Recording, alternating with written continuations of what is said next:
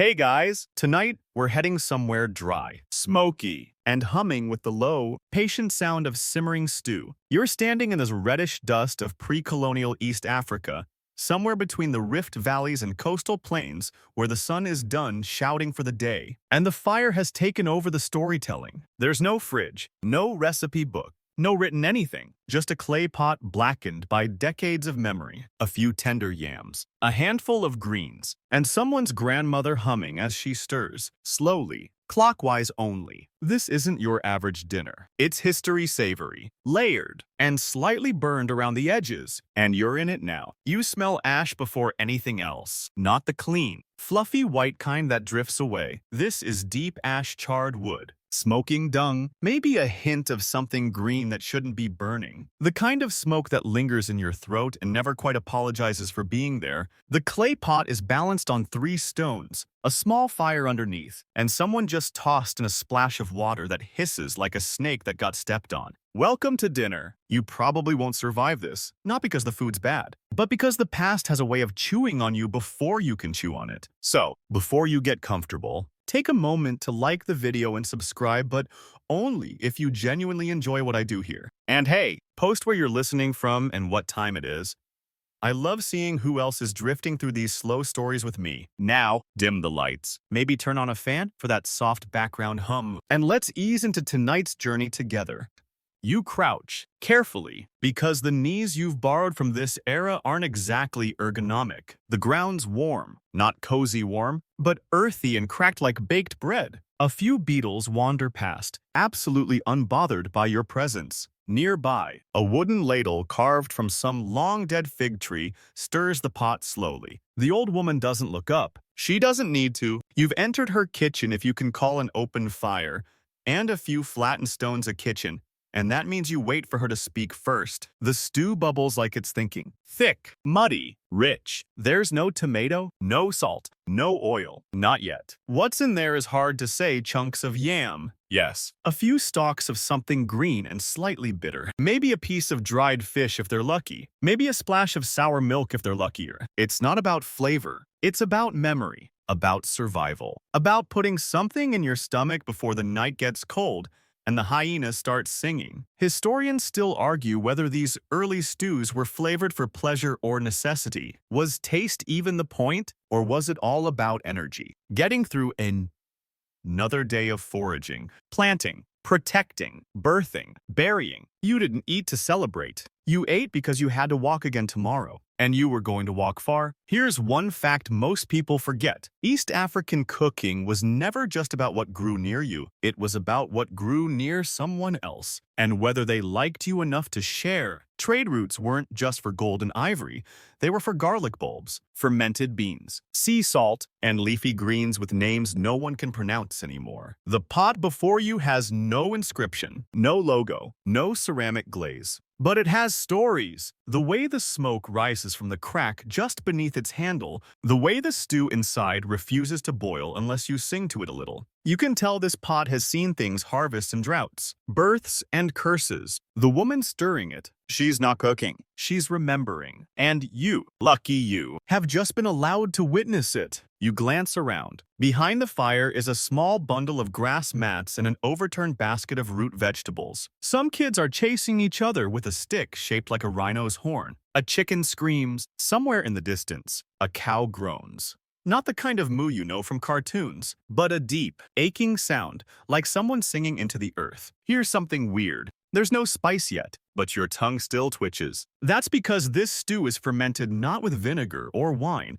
but with time, left out overnight, stirred at dawn, warmed in the morning sun, stirred again, then finally kissed by fire at dusk, and somehow it's edible. Sometimes even delicious, depending on which ancestor you ask. The woman throws in a handful of something. Dried leaves, crushed seeds. You don't dare ask. She hums something low and old. It's not a song you know, but your bones seem to remember the rhythm. There's no rush. The pot will tell her when it's done. The pot always knows. You look up at the sky, it's turning that muddy lavender color that only lasts for about 4 minutes before full darkness swallows the plains. Stars begin to poke through, and the fire responds crackling louder, brighter, as if trying to remind the sky who's in charge down here. So here you are, sitting in the dust beside an ancient stew that has no name, no recipe, and no clear beginning. You won't find it in any cookbook, but this is where it all started. Not in royal courts or French kitchens. Here, in the dirt, with a cracked pot and a stubborn old woman who refuses to measure anything. Tomorrow, maybe she'll teach you how to chew wild tubers without dying, or how to boil bitterness out of leaves with a sharp song and a clean stone. But tonight, you're just breathing and listening to the bubbles. You wake to the sound of someone gently cursing at a fire that refuses to cooperate. Not in anger, more like the way you'd scold a lazy dog who won't leave the doorway. You stretch your limbs, still dusty from last night, and blink into the smoky dawn. The pot is still there, still perched on the same 3 stones, but the fire's low, sulking, and someone's trying to convince a bundle of damp twigs to believe in themselves again. You crawl closer, squinting through the gray light. Welcome to breakfast East African style. And no, there's no toast. What you get instead is sorghum. The grain that doesn't care what the weather thinks. It's hard. It's small, and it's been feeding people longer than your last 12 ancestors combined. It doesn't get the attention that wheat or rice do in fancy documentaries. But out here, sorghum is life. Boiled into porridge, baked into hard cakes, brewed into beer thick enough to chew. And this morning, someone's grinding it into flour using a stone so smooth it looks more like water than rock. You lean in closer. The woman doing the grinding has forearms like braided rope and a gaze that could curdle goat milk. She doesn't speak much, but her rhythm says plenty. Back and forth, stone on stone, slow and stubborn. The flour collects in a shallow basket that's already half full, dusted with ash, and completely beautiful in that don't sneeze near it way. Once ground. It's time for fire again. But this fire is no friend. It hisses, spits, and keeps pretending to die just to get a reaction. You help fan it with a woven mat, coughing like you've never met air before. Your eyes water, and for a second, you think maybe this whole village has been crying together forever. Still, the pot waits. Today's stew base is a mix of sorghum paste, leftover broth from last night, and a handful of what you think are split lentils, though no one calls them that. They're just the red ones, and they smell like someone roasted sunshine and decided to keep it secret. Now, here's a curious historical fact. Sorghum beer wasn't just for festivals or fermented flirting. It was a daily staple. In fact, some communities used it like water safer to drink than the swampy stuff nearby. Even children drank it, albeit watered down. Think of it as the world's first brunch mimosa, only cloudier and made by people who could outrun lions. And here's your fringe trivia for the day. In some regions, sorghum beer was brewed in communal pots that had to be blessed by goats. Well, not literally blessed by the goats themselves, though, wouldn't that be something? Instead, goat hairs were tied to the brewing stick, believed to bring fertility to the drink. Scholars still argue whether this was symbolic, sanitary, or just a very weird inside joke that stuck around for 200 years. You glance at the brewing gourd hanging in the shadows. It's bulbous, stained, and alive in that way only fermented things are. A soft bubbling inside makes you think of laughter, or maybe thunder far away. No one touches it yet. That's for the evening. When the stew is done, when the stories are told, back at the pot, things are changing. The coals catch at last, glowing like sleepy volcanoes, and the woman tosses in the sorghum paste. It hits with a low plop and disappears beneath the surface like it's been there all along. She adds more water. Stirring begins, always clockwise, always slowly. You ask why. She raises one eyebrow. Counterclockwise invites wind, she says. Then she smirks. Maybe she's joking. Maybe she's not. The fire settles. The smell thickens, grassy, nutty, faintly bitter. This isn't stew for show. It's not the kind of meal you Instagram, but it's dense with story, with grit, with decisions made 1,000 years ago and repeated every dawn since. A kid runs by chewing on something leafy. Another slaps a gourd full of morning milk and laughs when it sloshes. The world smells like smoke, wet grain, and sweat that somehow hasn't given up. This is where food starts, not with a recipe, but with stubbornness. You make what you have, You stir until it yields. You eat to walk another day. And as the pot bubbles quietly, the woman finally sits, not because she's done, but because the stew now knows what to do. You do too. You're still chewing the aftertaste of sorghum stew when someone hands you a root the size of your forearm and the mood of a small, angry god. It's heavy, lumpy, and covered in so much dirt you're not even sure it's food. But the old man holding it just nods and says one word that means everything and nothing at once. Yam. You've seen yams before, right? Orange, sweet, mashed up next to marshmallows in November. Forget those. These yams are warriors. They grow in soil so dry it crunches when you walk on it. They demand digging with hands, sticks, and sometimes insults. And when you finally pull one free, it fights back. Not literally, but close. Because here's the deal. Wild yams bite back. They're full of natural chemicals that, if not cooked properly, can mess with your stomach, your nerves, and maybe your will to live. Historians still argue whether early cooks learned through trial, error, or just watching someone fall over and say, well, let's not eat that again.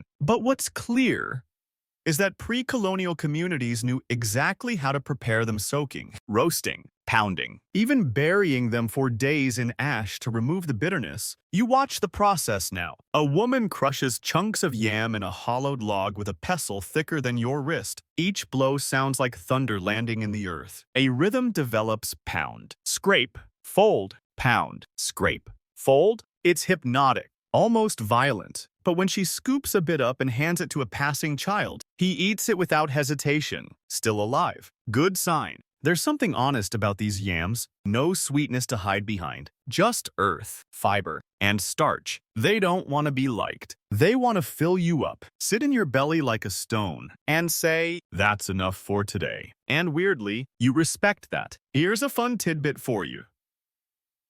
Some wild yam varieties were once used as medicine birth control. To be exact, yep, long before modern pharmaceuticals, people in parts of East Africa and beyond figured out that certain yams affected fertility. They didn't always know why, but they noticed patterns. Anthropologists still debate whether that knowledge was widespread or tightly guarded by herbalists. Either way, it adds a whole new layer to what's bubbling in that stew. Back at the fire, the yam paste is being folded into the pot. It sinks like a tired wrestler. The smell sharpens, still earthy, but with this sour, nutty depth that makes you sit up straighter. You weren't hungry before, but now your stomach's making decisions without you. A girl walks by holding a bundle of something green and whispery. You recognize the leaves from last night, the same ones that curled at the edges like they were always about to vanish. She tosses a few in the pot. They hiss. The stew darkens. You don't ask questions. You wander for a bit,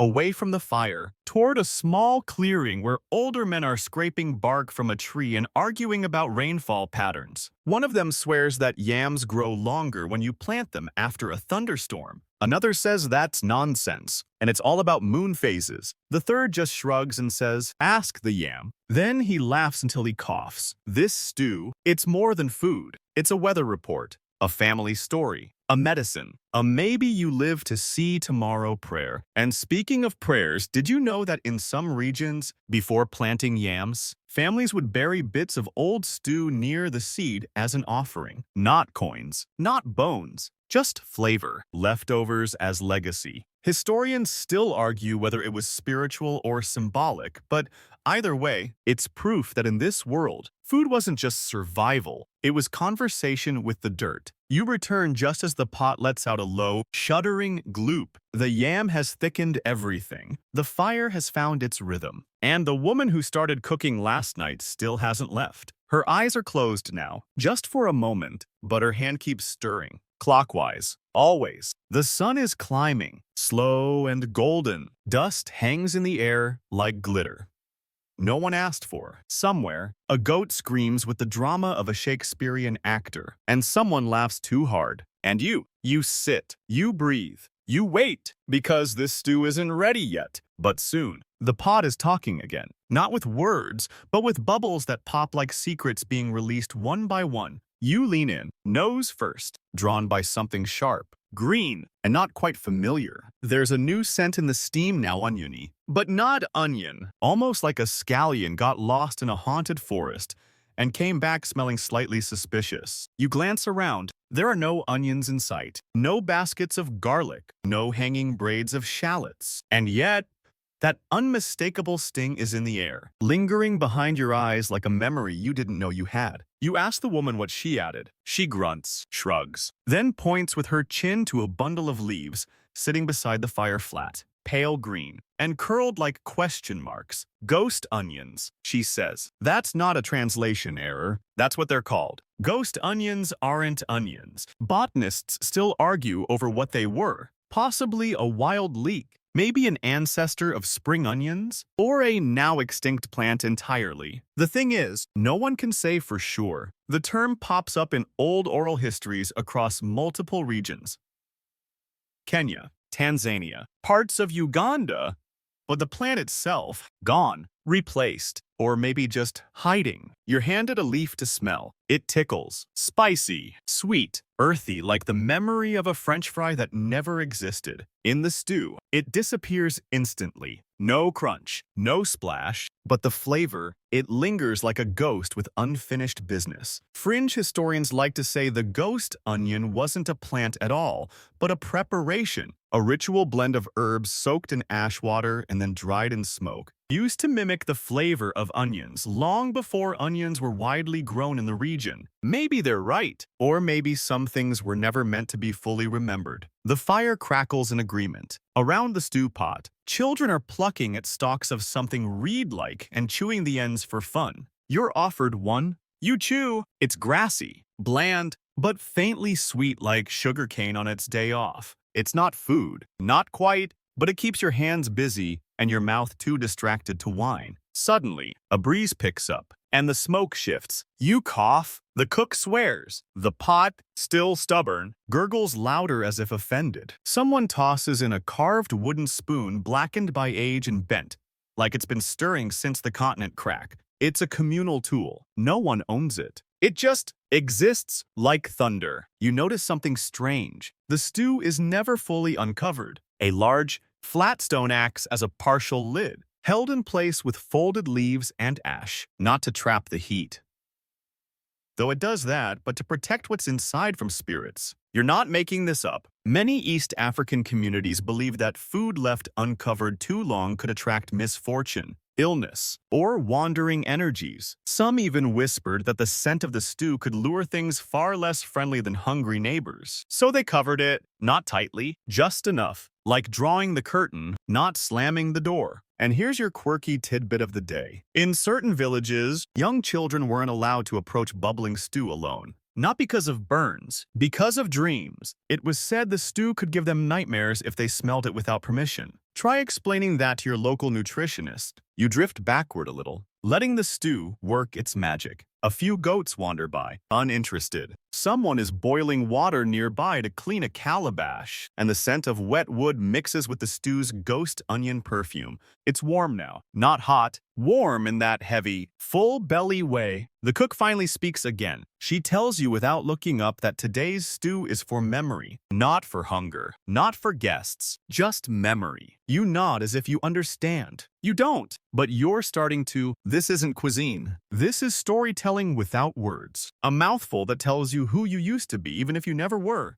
And as the fire hisses and the pot settles into a lazy rhythm, you feel something strange. Comfort. Not because the food is perfect, but because it's patient. No rush, no plating, no timer. Just flavor. Waiting. You smell it before you see it, sharp, earthy, and strangely electric. Someone's grinding something behind you, not with a machine, of course, but with a flat stone that's been smoothed by centuries of the same back-and-forth motion. Your feet follow the sound instinctively. You turn a corner past a banana leaf fence and stop. 3 women are crouched around a shallow slab of rock, crushing something dark red into a paste that shimmers like wet clay. They don't look up. They don't have to. You've wandered into something sacred. At first, you think it's chilly, but the scent is off. Not spicy, not smoky, something else. deeper, crushed ants. One of the women says casually, as if she just told you it was parsley. You blink. She gestures for you to smell the stone. You do, and suddenly it hits you. Sharp citrus, something tangy, almost sour enough to make your eyes water. These ants aren't pests, they're seasoning. And depending on the region, they're also medicine, currency, and according to one legend, weather predictors. Historians still argue whether this particular ant species was used primarily for flavor, ritual, or insect revenge. One oral tradition says the ants carried the souls of rain spirits, and grinding them released rain if done during a thunderless drought. Science doesn't confirm this, but then again, science also doesn't explain why you're starting to crave ant stew right now. You watch as the red paste gets scooped into a hollowed gourd and added to a pot on a nearby fire. Different stew, different family, but same rhythm, smoke, stone, and slow-cooked memory. Now, about salt. Salt didn't come cheap, and it certainly didn't just appear on a shelf in little shakers. It had to be traded sometimes from the coast, sometimes from far inland salt pans, dried under the hot sun, and carried in woven sacks balanced on donkeys. Heads and arguments. Some villages, far from any salt source,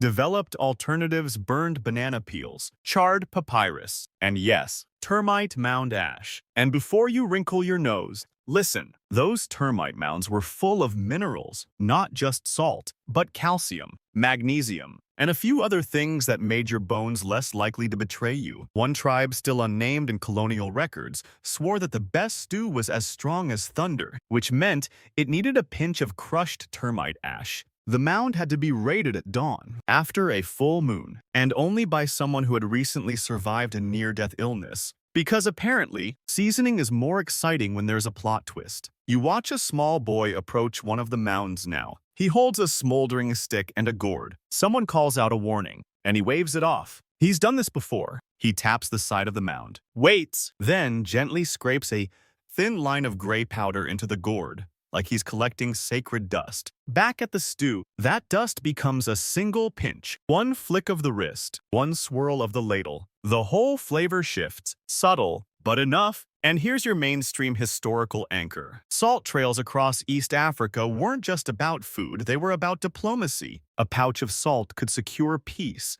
pay a bride price, or guarantee safe passage through hostile territory. Wars were avoided or ignited based on who had the rights to harvest from a particular pan. Salt was never just salt, it was politics. You sit back on your heels as the stew continues to burble ants, ash, root, and all. It's no longer just food. It's alive in a way you hadn't noticed before. You swear it's breathing. And maybe it is. From behind you, someone hums a tune you've never heard but somehow remember. The fire flickers, the pot sighs, and across the clearing, 3 goats stare at you like they know something you don't. You start to get it now, why the stew has no recipe, why the pots are blackened but never broken. Because here, flavor comes not from ingredients alone, but from intention, memory, and a little bit of termite ash under the right moon. You exhale. And wait, the cows arrive just after midday, clinking softly with bells made from carved gourds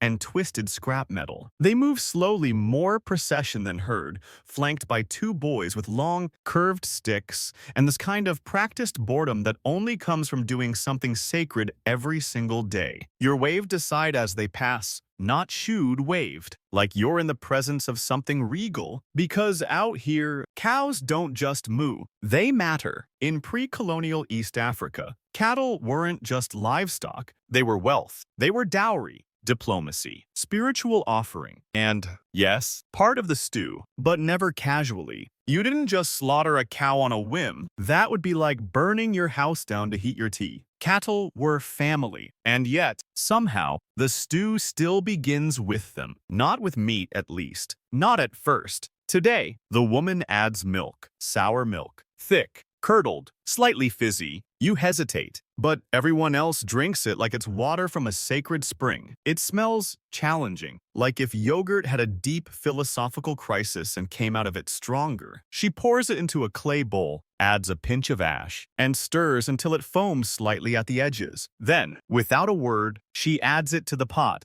The stew hisses, not in protest, more like satisfaction. Historians agree on this. Fermented milk was a culinary staple, especially in cattle-rich regions like the highlands of Kenya and Tanzania. It added fat, tang, and preservation to stews that might otherwise be too lean or fibrous. Plus, it helped balance the bitterness of roots and greens like a lullaby poured into the fire. Now, for your fringe fact of the day. In certain Maasai communities, it wasn't just milk that made it into the stew. Blood, drawn carefully from the neck of a living cow, was sometimes added to create a dish both symbolic and nutritious. The cows weren't harmed, just tapped, thanked, and then sent back to graze. The practice was ritualistic, performed only during special ceremonies or times of illness. And yes, some elders today still recall the taste. Salty, metallic, sacred. You glance down at the pot, no blood here, not today. Just that creamy, sour swirl of milk folding into the yam and greens and ghost onion. It smells richer now, thicker, like something that has earned the right to be remembered. Nearby, one of the boys uses a sharp bone to clean mud from a cow's hoof, while whistling a tune so slow it's almost sleep itself. The cattle blink in the sun, long lashes, wide eyes, expressions that say, "We were here before you and we'll be here after." The woman ladling the stew tells you something without looking up. Cows know who you are. Even when you forget, you believe her. Out here, that's not superstition, that's evidence. Let's talk fat. Before oil was bottled and bought, fat came from the animal. If you were lucky, that meant marrow or a chunk of tallow scraped from around the kidneys. If not, you made do with what dripped from the bones. Some families kept tiny clay jars of preserved cow fat, buried in cool earth and flavored with charred herbs. When stirred into stew, it didn't just enrich the flavor, it told a story of survival, of generosity, of which relative gave up a goat so a wedding could happen on time. You're offered a chunk of boiled marrow now, still warm, gelatinous, and glistening like a secret too big to hide.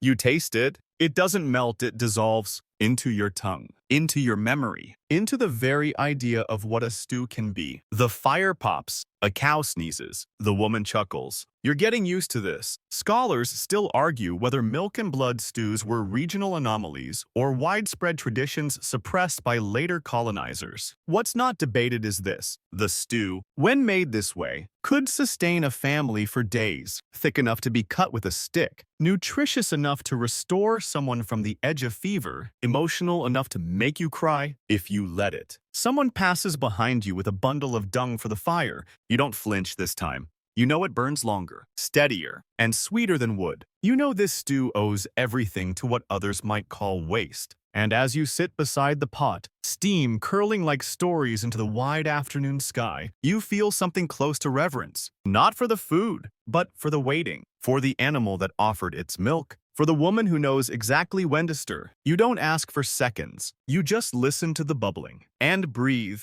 The stew looks finished. It smells finished. It tastes well. You wouldn't know yet, but it feels finished. Thick, balanced, familiar, somehow. But when the old woman dips her fingers in and tastes, she grimaces, shakes her head, then reaches behind her for something that looks like an ordinary bundle of leaves, tied with a red string and wrapped in a scrap of cloth that feels heavier than it should. She unties it slowly, deliberately, unfolds the cloth. Inside are more leaves, fresh, dark green, veined with red, and two slender roots, twisted like question marks. "Not yet," she mutters, barely above a whisper. It still needs its teeth. That's not a metaphor. That's what she calls these greens, leaves with teeth. You watch as she tears them gently, almost reverently, and adds them to the stew. The pot reacts visibly. Steam rises faster. Bubbles shift direction. It's not superstition, it's chemistry. But maybe it's a little bit of both. The greens, they're wild amaranth maybe, or cassava leaves, or something else entirely that only grows during the short rains and only if you ask the ground nicely. Botanists still debate the classifications, and oral records are maddeningly poetic. Names like whisper vine, moonroot,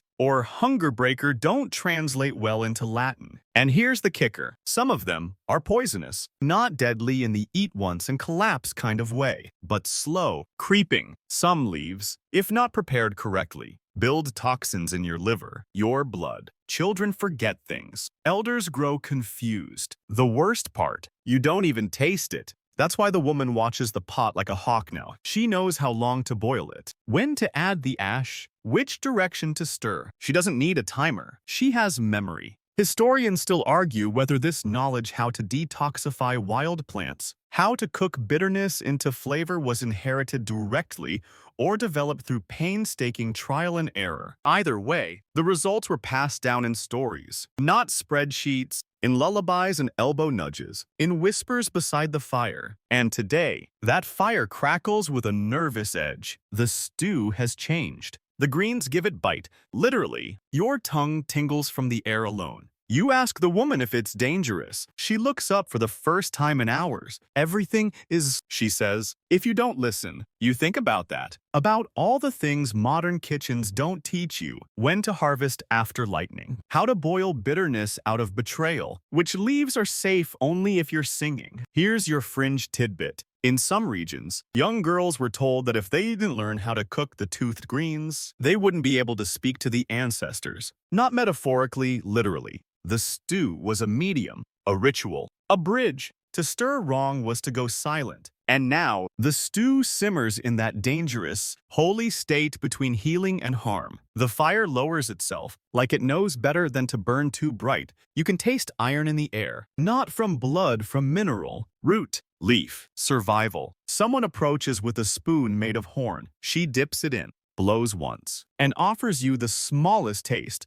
It's bitter, deep, unapologetic, but also warm, layered, unmistakably alive. You don't smile, you don't wince, you just nod. You finally understand what she meant by teeth, because this stew doesn't comfort you. It tests you, and in passing that test, you earn the right to remember it. The woman covers the pot again with that same stone lid, held in place by folded ash-soaked leaves. She hums, just once, a descending note, and then turns away. Done. The stew is ready. But you've only just begun to taste the danger hiding in its depths. The stew sits quietly now, breathing steam like an old animal at rest. But no one eats yet, not until the pots are blessed. You're led gently, but firmly away from the fire and toward a smaller circle of stones arranged like a sun that forgot how to shine. On each sits a cooking vessel, clay, blackened, some cracked and patched with hardened resin. They aren't beautiful in the museum sense, but you'd trade your whole spice rack to touch just one.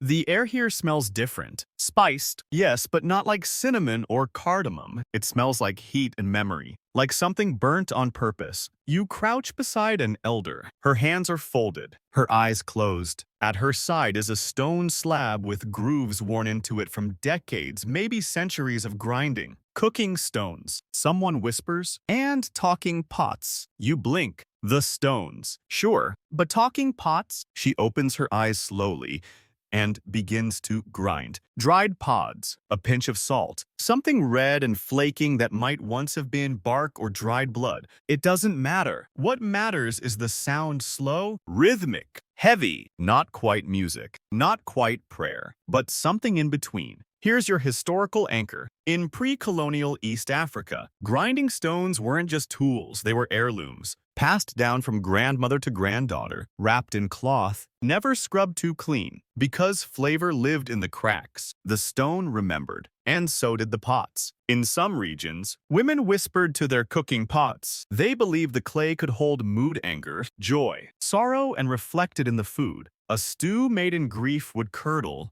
A stew made in secret might overflow. It wasn't just about ingredients. It was about energy. You watch the elder pause her grinding to run her fingers over the side of the pot, humming softly. She knocks once, waits, then nods. The pot, apparently, approves. Fringe anthropologists say some families had name pots, vessels believed to carry the essence of a deceased ancestor. These weren't eaten from casually. They were stored in cool corners, brought out only when the family needed to remember properly. And now, you're remembering too. A woman beside you opens a new pot and spoons in a bit of crushed seed, a mustard-colored powder that smells like toasted lemons. The pot accepts it without bubbling, without complaint. It's an old recipe, she says, older than memory, learned from her great-grandmother, and likely from hers. You peek inside one of the cooking pots. The stew is different than the one you've been following. Thicker, redder, it carries the ghost of dried hibiscus. Maybe a handful of roasted locusts float at the surface like punctuation. Someone hands you a small shard of gourd. It's your spoon now. You taste. Salt hits first, then something bitter, then sweet, not sugar sweet, root sweet, the kind that grows when plants fight for survival and win. You say nothing. You don't need to. The others around the fire see it in your face. You're in. A child begins fanning one of the coals, not to cook, just to keep the fire breathing. Fire is treated like an elder here, respected, greeted, never left alone. Here's your strange fact of the day. Some tribes believed the flame beneath the cooking pot was female, called the wife of the stew. She could soothe, she could scorch, and she could walk away if insulted. That's why no one cursed near the fire. Why wood was laid gently. Why ashes were never kicked. You remember that now. As a breeze passes through, the coals flare, and the stew bubbles once, just once like it agrees. The elder hands you a bundle of herbs tied with hair. Not animal hair. Human. You hesitate. She laughs softly. For remembering, she says, not for flavor. You tuck it into your satchel. It smells like time.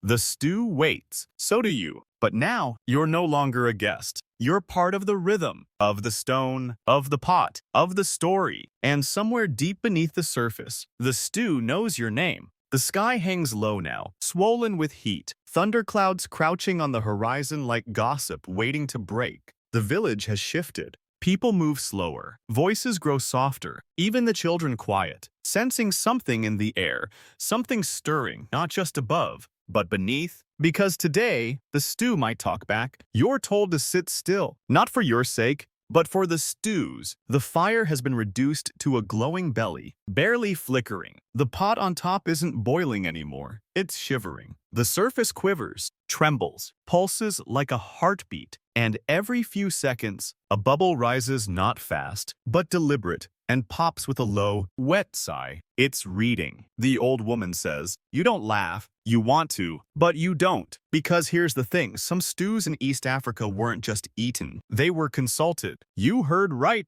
Consulted. Like oracles, like elders, like maps made out of steam. In certain communities, the bubbling of a sacred stew at dusk was believed to predict events, weather, illness, betrayal. If it bubbled towards the east, it meant wind. If it stayed still too long, it meant sickness. If it hissed before bubbling, someone was hiding something. Historians still argue whether this was literal divination or poetic interpretation. Some say it was a clever way to gauge atmospheric pressure. Others say it was pure magic, passed down in ladles and lullabies. You say nothing. You just listen. The pot bubbles again, 2 sharp pops. Then silence. The old woman lifts the lid slightly and peers in. Her mouth sets in a thin line. We have visitors, she murmurs. You glance around. No one's there. Not here, she says. In the wind. You don't ask questions anymore. You just listen. And you're not the only one. An elder on the other side of the fire pulls out a hollow gourd covered in carved lines. He begins to blow softly into it,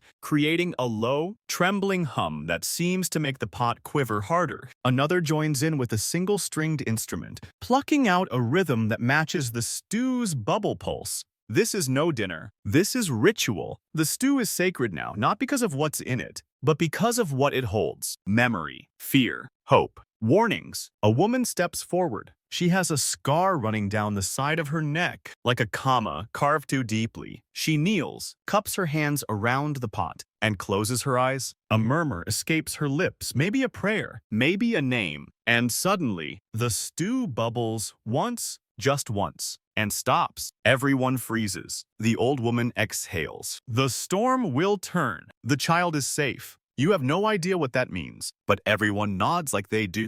A sigh moves through the village like wind through leaves. Later, you'll learn the child had a fever, that the storm was threatening the maize fields. That both have passed now not because of the stew, but through it. Here's a strange historical detail for you. In certain regions, stews weren't eaten until they had been consulted. People would wait, sometimes all night, for the stew to settle a question. If it didn't bubble, they stayed hungry. No one dared eat from a stew that hadn't spoken. Some said it soured, others said it cursed. One 19th century explorer even wrote of a village where stew predicted the death of a visiting chief by rising unexpectedly and hissing when his name was spoken. Coincidence? Maybe, maybe not. Fringe scholars claim the bubbling patterns were used like weather barometers or even early seismographs, reacting to subtle shifts in heat, pressure, or sound. But ask the women around this fire and they'll tell you, it's not the stew that hears us, it's the fire. The stew begins to bubble again gently this time. Playfully, like laughter. The old woman smiles. She taps the side of the pot. Now it's ready. You don't cheer. You bow your head. The first ladle is drawn not for the living, but for the spirits. A portion is poured into the soil beside the fire. The ground drinks it greedily. Then, only then, are bowls filled. Yours is handed to you with a nod. No words. You eat, slowly, reverently, and every bite tastes like thunder that didn't fall. The first bite is hot, too hot. It singes your tongue just enough to make you close your eyes. Hold still, and wait for the pain to pass. And when it does, the flavor rolls in like dusk on the savannah. Slow, smoky, deep. You're tasting banana, not the sweet kind, not dessert. This banana is firm, starchy, steamed in leaves and beaten into submission until it's soft enough to scoop, but tough enough to hold its ground. It's been mashed and folded into the stew, absorbing every smoky thread, every sour note, every trace of ghost onion and termite ash salt. It's oddly comforting, a little bitter, a little bland, but it holds the pot together like a quiet middle child who never asks for attention but makes sure everyone gets home alive. Bananas. Specifically, plantains were a cornerstone crop in many parts of East Africa. They weren't just food, they were currency, dowry, inheritance, and punishment. You could measure a family's status by how many banana trees they tended and how often their stew smelled like this. Today, the bananas are boiled, but they're often steamed underground wrapped in leaves, buried with coals, left to soften while gossip and goats do their daily rounds. Someone near the fire scrapes up the last bit of banana mash with their fingers and mutters, "If it's too soft, the marriage fails." You chuckle. They don't. Turns out, there's a whole universe of judgment tucked into the texture of mashed banana. Too firm, you're lazy. Too soft, you're careless. Too sour, your mother-in-law will hear about it. There's even a story about a village wedding that ended mid-ceremony because the banana mash came out watery. The bride's family took it as an omen, the groom's family as an insult, and by sundown, everyone had eaten the goat but refused to speak for 3 weeks. Historians still argue whether that tale's true, but the banana, it stayed in the stew, never blamed, always dependable. You watch now as a man in his 40s leans over the pot and adds a scoop of something darker goat meat, roasted until nearly black, with edges so crispy they curl like dried leaves. The stew sizzles in approval. Goat is a rare addition, only for special meals, and never without ceremony. Slaughtering one requires permission, intention, and sometimes a deeply complicated negotiation with whoever owns the fattest animal. That's how you end up in the middle of a whispered argument between two cousins about whose goat this actually was. The dispute goes back 4 years and involves a broken fence, a borrowed rope, and a drunk uncle who forgot which pen he'd tied the animal in. It's not loud, no yelling, just tension, so thick it could be scooped into a bowl. The stew doesn't bubble. It simmers like it's listening, waiting to judge.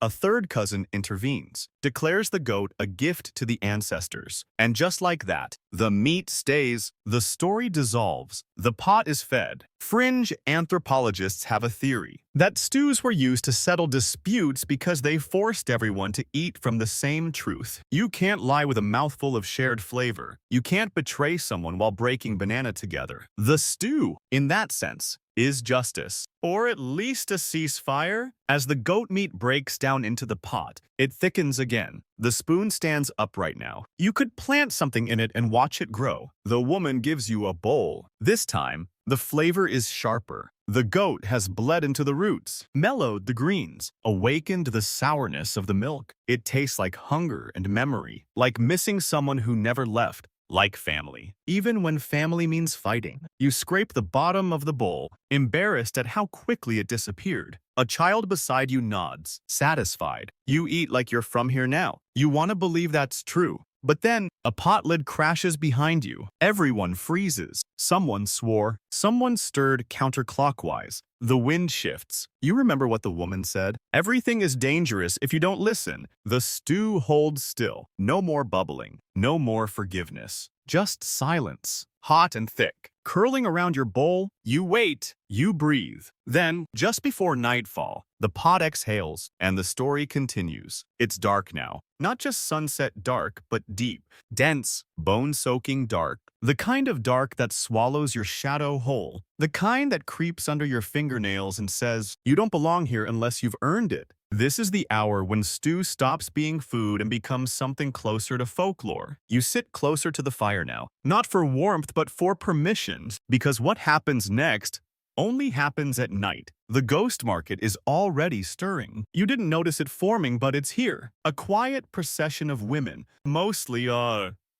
older. Some bent nearly double, some with long white braids wrapped around their waists like belts of memory. They're carrying things, not loudly, no shouting. Just glances and gestures. A piece of bark wrapped in thread, a fistful of dried powder, a root still clinging to soil. Nothing is for sale, nothing is for free. One woman kneels beside the stew and places a dark glass jar next to the fire. Another adds a single dried chili to a pot already thick with goat and banana. Someone else, barefoot and silent, slides a palmful of something black into the ashes under the pot. You ask what it is. Midnight salt, the old woman says, for when the truth won't rise by daylight. It's not poetic. It's literal. This is blackened stew not just in color, but in purpose, meant for truth-telling, oath-breaking, sometimes even cursing, eaten in silence. Served to those who need remembering or forgetting. You're not handed a bowl this time. You're told to watch. The pot gurgles, darker than before. The fire seems to pull away, as if afraid to touch it too quickly. Here's a fact that might surprise you. In some regions, these midnight stews were prepared only for women. Men could watch, but rarely taste unless summoned. Recipes were passed in dreams, not daylight. Ingredients collected not with baskets, but with prayers. Historians still argue whether these stews were medicinal, ceremonial, or subversive protest rituals wrapped in pepper and smoke. But the people here, they don't argue. They just cook. You lean in. One woman stirs the pot without blinking. Another fans smoke upward, whispering names under her breath, names of people long dead or possibly never born. A gourd passes between hands and vanishes again. Then, as quickly as it formed, the ghost market disappears. No money exchanged, no debts owed, just ingredients left behind. The stew bubbles once, then again, then quiet. A teenage girl approaches the fire with her head bowed low. She kneels, opens a cloth bundle, and places a ring into the embers. No one speaks. You don't ask. But later, someone tells you the ring was her sister's, lost in a river, found by someone else, cursed, maybe, or maybe just unfinished. The stew is fed a ladle of broth from the ring's ashes. It accepts it. Fringe historians speak of silent kitchens, spaces where women gathered not just to cook, but to rewrite what had been taken from them. Recipes weren't recipes. They were codes. A twist of bitter root meant no. A pinch of crushed shell meant come home. A burnt edge of banana meant bury it. You remember now, the stew was never just food. It was warning. It was forgiveness. It was revenge with a dash of goat fat. You're handed a bowl. Finally, you sip. It tastes like a lie being unlearned. Sharp, smoky, just slightly sweet at the edges. And as the fire lowers to embers, and someone places a leaf over the pot like a final word, the old woman turns to you, voice barely audible over the crickets. Now you've eaten what wasn't meant to be told. You don't sleep that night, not from fear, but from remembering. Morning doesn't so much arrive as it slowly forgives the night. A soft, milky gray slips over the village, pushing the darkness into corners. You wake to the smell of ash and damp grass, and the distant clatter of pots being rinsed in cold stream water. The stew is gone. Not spilled, not dumped. Gone, as if it had never been. The pot sits empty now, bottom still warm, rim still stained. A ring of charcoal marks the spot where stories boiled hours before. But something's different. The air hums. Light feels foreign, like a visitor from another language. Because today, there are others here. New voices, new clothes, new smells. Nutmeg, clove, citrus oil, dried fish, packed in woven leaves and tied with string. You walk toward the edge of the clearing and see the strangers' traders, judging by their dress and their heavy-lidded camels. Swahili men with long robes and curled shoes. A Portuguese sailor squinting against the smoke. An Arab merchant tracing his fingers across a bundle of dried pepper pods like he's deciding which ones to believe in. And the stew, it's changing. Because as soon as new people arrive, they do what people always do. They share food, not just for survival, but as currency, translation, negotiation, and stews especially.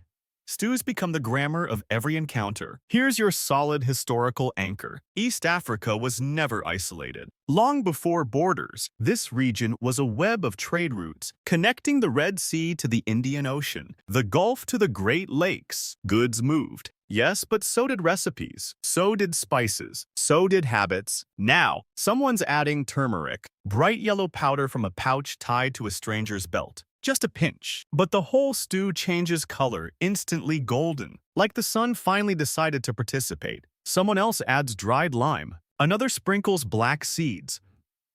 Nigella. Maybe. The flavor shifts. It deepens. It grows accent. The stew now speaks at least 3 languages. And here's your fringe tidbit. Early Swahili coastal recipes mention cinnamon bark being stirred into root stew to impress the moon. No one agrees what that meant. Some say it was for fertility. Some say it helped you lie convincingly. One theory, it made the stew sing in your dreams. The stew you taste now sings in many languages. There's still yam at the bottom unchanged, unbothered. The greens are still local, still bitter, still proud. But the firewood has been swapped for sandalwood bark brought in by a Yemeni trader. The smoke smells holy now, expensive. The pot itself has changed. To no longer handmade clay, but metal, cast iron, dent-marked, heavy, foreign. The old woman eyes it cautiously. Too fast? She mutters. It cooks too fast. Historians still argue about the impact of imported cookware on African recipes. Some say it helped food become more efficient. Others say it burned memory right out of the meal. What can't be denied? The stew changed. Faster doesn't mean better. One of the older boys pokes at the pot with a stick, watching the bubbles rise.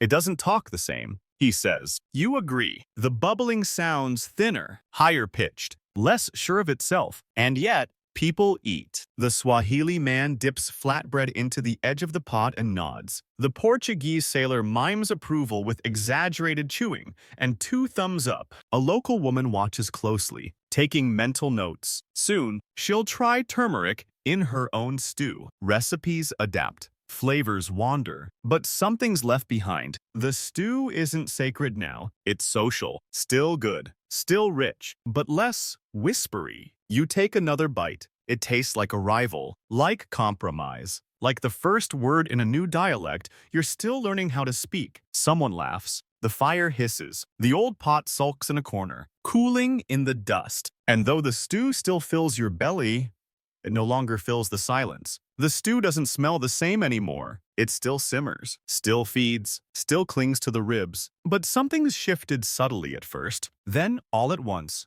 The clay pots are gone, replaced by thick metal ones with stamped lids and heavy handles. The firewood burns faster now, hotter, cleaner, less smoke, less waiting. You can cook a stew in half the time, and somehow you taste it. Not in the flavor, in the absence. You watch a young woman stir a pot with a long iron spoon. Her movements are quick, efficient. There's no hum, no pause, no clockwise patience. She stirs like she's chasing something, and maybe she is. This is what they call progress. When colonial ships came and stayed, everything changed. Not just governments and borders, not just language and law, but kitchens, cook fires, the pot itself, cast iron cauldrons, tin spoons, new grains, new oils cheap, imported, uniform. These things spread fast, faster than rebellion, because they promised ease, consistency, cleanliness, but they didn't tell you what they'd take. The clay pots, which once remembered flavor, were now deemed unhygienic, too porous, too fragile, too local. The women who had spent decades stirring memory into every crack, they were told to learn new ways, to boil like Europeans, to scrub out contamination. The result, quieter stews, faster, but quieter. The fire is now a charcoal stove, neat, rectangular, cold at the edges. It doesn't crackle anymore. It clicks. You walk past a cluster of school children eating lunch boiled beans, maize, a spoonful of vegetable stew that tastes, well, fine, but it's missing the edge, the tension, the whisper of don't stir counterclockwise or you'll summon the wind. You ask the cook if she remembers ghost onions. She frowns. You mean scallions. You ask if anyone still makes stew that talks back. She laughs. Stew doesn't talk. People do, and there it is. Here's your historical anchor. Colonial administrations across East Africa actively suppressed indigenous cooking practices. Community fires were discouraged. Open-air cooking was seen as backward. Nutrition programs encouraged modern food prep, boiling, salting, sterilizing. Flavor was secondary, identity optional. And here's your fringe fact. Some resistance groups used stew to rebel. During the Mau Mau uprising, coded recipes circulated among freedom fighters, adding specific herbs at specific times to signal messages. A stew with crushed baobab meant move tonight. One with burnt cassava said don't speak. The British never cracked the recipe code, but they changed the kitchen. You see it now. The firewood stack is smaller. The banana leaves are used for wrapping leftovers, not steaming. And the grinding stone, the one that sang, is cracked and abandoned in the weeds behind a school latrine. You kneel beside it. Just for a moment, lay your hand on the smooth groove. It's still warm, from sun, maybe, or memory. The clay pot is buried under a pile of metal ones now. Dusty, forgotten, a handle chipped. But when you tap it, gently, it rings back with a hollow tone, not broken, just waiting. Someone walks by, carrying a bag of rice marked "Product of India." The stew keeps cooking, but fewer people listen anymore. They call it burnt, but they mean something else. You're crouched in the corner of a kitchen that barely remembers the village it used to be. The floor is concrete now. The fire is gas, and the stew simmers in a steel pot that reflects light but not much else. Still, an old woman sits by the stove, stirring, slowly, clockwise, like nothing's changed. She reaches the bottom of the pot with her spoon, scrapes gently, lifts something dark from the edge, a thick, blackened crust. It cracks slightly, smoky, bitter, sharp. She doesn't throw it out. She places it gently into a small calabash bowl, still warm from steam. This part, she whispers, is not for the mouth. It's for the past. You blink. She smiles just barely. We scrape to remember. Across East Africa, there was a time when the scorched bottom of the pot wasn't a mistake. It was a treasure, called by many names: Makei, Wa Mwisho, Ukoko, Kunda. This blackened crust was passed to elders, to children, to anyone who needed a reminding of what had come before. It held the strength of the fire, the weight of the day, the silence of ingredients that had nothing left to give except memory. Historians know this. Even after colonial kitchens rose, even after modern oils, even after the loss of song and soil, this tradition stayed. In whispers, in corners, in stubborn bowls hidden beneath the table, because no matter how fast the pot, How clean the fire, how precise the temperature, the bottom still burns. It always will. You watch her scrape. Not hurried, not greedy, just steady. Here's your fringe fact. In some villages, this crust was used in mourning rituals, given to those who'd lost someone, so the bitterness could soak into the body and make room for healing. A stew that offered not comfort but acknowledgement. A reminder that loss has flavor too. She offers you a piece. It cracks in your hand, smells like ash,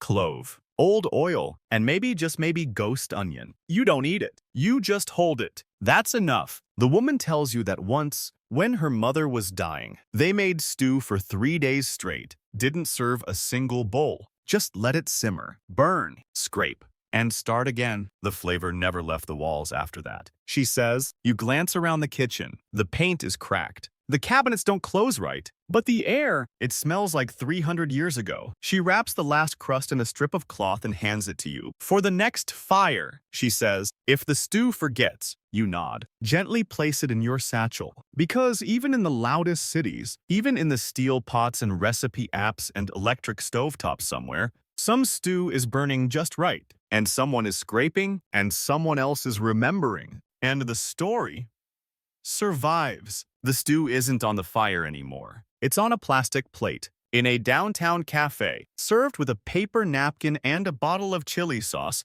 that proudly says made in Belgium. You're not in the village. You're in the city now, Nairobi. Dar es Salaam. Kampala, take your pick. They blur together in this moment. Honking cars, concrete dust, bright signage, mobile money apps, and a line of commuters looking tired in every language. But there, in the middle of it all, someone is still making stew. The name's changed. It's not whispered anymore. It's printed vegetable stew, served with ugali on a laminated menu held together with scotch tape. The waitress doesn't ask questions. She just brings it. You take your first bite, it's good, but it's not sacred. The banana is still there, boiled soft. The greens are tender, the onions regular, store-bought do their job. It's seasoned well, salt measured with a spoon, oil added in proper sequence. It's professional, clean, approachable, but it doesn't remember you. Still, halfway through the plate, something shifts. A note, a whisper in the flavor, a leaf that's slightly too bitter, a chunk of yam that hasn't fully given up its edge. It's not much, but it's there. You chew slower. You think of the woman who stirred without speaking, the boy scraping termite ash at dawn, the pot that told the wind what to do. You wonder if the cook back there, behind the aluminum swinging door, even knows. Maybe she learned from someone who once stirred a pot over a fire that smoked and crackled and talked back. Maybe she doesn't know the names, doesn't call it ghost onion or wife of the flame, but her hand stirs clockwise, doesn't it? You peek into the kitchen. She's stirring, quietly. And that's enough. Here's your final historical fact. Stew, across every culture, doesn't just survive a colonization, industrialization, globalization, it absorbs it. Stew is stubborn. It adapts. It evolves. It remembers when nothing else does, even in cities, even in lunch rushes, even in plastic bowls with brand logos. Fringe anthropologists have a theory. One last one for the road. They say memory doesn't live in brains, or books, or hard drives. It lives in meals, in hands that stir, in fire that smokes, in the first bite of something slightly bitter, slightly sweet, that makes you pause and think. Haven't I tasted this before? You finish the plate. There's nothing left, but that's okay. Because somewhere not here, maybe not even now, but somewhere, another pot is bubbling. Old clay, open fire, cracked ladle, a grandmother humming, a child listening. The stew still breathes, still simmers, still waits. Just one more stir, just one more story, just one more taste before the fire goes quiet again. And now, as the smoke clears and the ire dims, you let the story settle. You feel it in your chest, not heavy, but warm, a kind of weight you want to keep, like a clay bowl resting against your palm, still holding heat even after the stew is gone. You lean back into the night, let the sounds fade, pots clinking, fire crackling, wind shifting through tall banana leaves. Let the colors blur reds, browns, golden yellows, spices and soil and steam. Let the flavors linger not in your mouth, but somewhere deeper, somewhere that's not quite thought, not quite dream. You were never really there. And yet you were. You knelt by the fire. You stirred with your own hand. You listened when this pot whispered back. The city fades.